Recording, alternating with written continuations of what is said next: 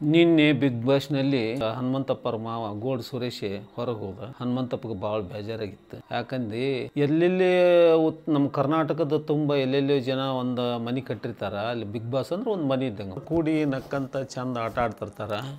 ಅಂಥ ಟೈಮ್ನಾಗ ಒಬ್ಬೊಬ್ರು ಆ ಮನ್ಯಾಗ ಕೂಡಿ ಇದ್ದರು ಒಬ್ಬೊಬ್ರು ಬೇರೆ ಆಗ್ತಾರೆ. ಬೇರೆ ಆದಾಗ ಎಲ್ಲರಿಗೆ ಭಾಳ ಮನ್ಸಿಗೆ ನೋವು ಆಕತಿ. ಇಲ್ಲಿ ಕುಂತು ನೋಡ್ರಿಗೆ ಮನ್ಸಿಗೆ ನೋವು ಆಕತಿ, ಮತ್ತು ಅಲ್ಲಿದ್ದರಿಗೆ ಯಾಕೆ ಭಾಳ ನೋವು ಆಕತಿ. ಹೀಗಾಗಿ ಗೋಲ್ಡ್ ಸುರೇಶ್ ನಿನ್ನ ಹೊರಗೆ ಹೋದಾಗ ಹನುಮಂತಪ್ಪಗೆ ಭಾಳ ಬೇಸರಾಗಿತ್ತು. ಅವನ ಮನುಷ್ಯನಿಗೆ ಎಷ್ಟು ನೊಂದ್ಕೊಂಡ್ರೆ ನನಗೆ ಗೊತ್ತಿಲ್ಲ.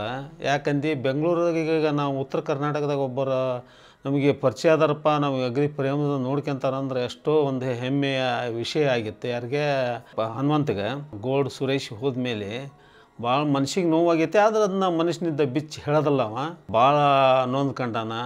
ನಮ್ಮ ಕಡೆ ಉತ್ತರ ಕರ್ನಾಟಕ ಕಡೆಗೆ ಯಾರು ಹೋಗಲಿ ಕಾಕ ಮಾವ ಅನ್ನೋದು ಭಾಳ, ಆದರೆ ಹೆಚ್ಚಾಗಿ ಮಾವ ಮಾವ ಮಾವ ಅಂತಂದು ಭಾಳ ಹಚ್ಕೊಂಡದ್ದ ಗೋಲ್ಡ್ ಸುರೇಶಪ್ಪನ್ನ.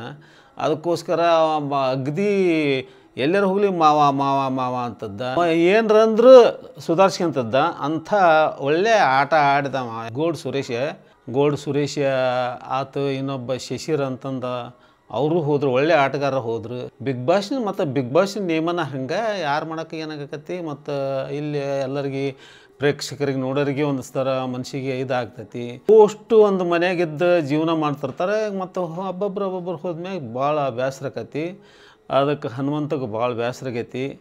ಬೇಸರ ಮಾಡ್ಕೋಬೇಡಪ್ಪ ಹನುಮಂತಪ್ಪ, ಚೆನ್ನಾಗಿ ಆಡಿ ಉತ್ತರ ಕರ್ನಾಟಕದ ಹುಲಿಯಾಗಿ ಬಾರಪ್ಪ ಸಾಕು. ಎಲ್ಲರ ಆಸೆ ಇರೋದು ನಮ್ಮ ಉತ್ತರ ಕರ್ನಾಟಕದ ಹುಲಿಯಾಗಿ ಬರ್ತೈತಿ ಅನ್ನೋದು ಎಲ್ಲರಿಗೆ ತಲೆಗೈತಿ. ಅದನ್ನು ಮಾತ್ರ ಮರಿಬೇಡ. ಪ್ರಥಮ ಸ್ಥಾನ ನಮ್ಮ ಉತ್ತರ ಕರ್ನಾಟಕ ತಗೊಂಡು ಬಾ ಅನ್ನೋದು ನನ್ನ ಆಸೆ.